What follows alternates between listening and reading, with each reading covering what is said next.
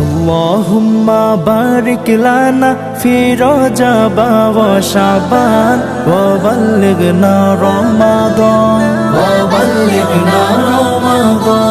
রমজানের প্রথম দশকে আল্লাহর রহমত নাজিল হয়, দ্বিতীয় দশে মহান আল্লাহ মাগফিরাতে মগ্ন হয়, গুনাহ মাফে মগ্ন হয়। রমজানের প্রথম দশকে আল্লাহর রহমত নাজিল হয়, দ্বিতীয় দশে মহান আল্লাহ মাগফিরাতে মগ্ন হয়, গুনাহ মাফে মগ্ন হয়। শেষ দশকে পাপী বান্দা, শেষ দশকে পাপী বান্দা আযাব থেকে পায় না যা। আহলান সাহলান মাহে রমজান, লাইলাতুল কদরের রাত, রহমত নাজাত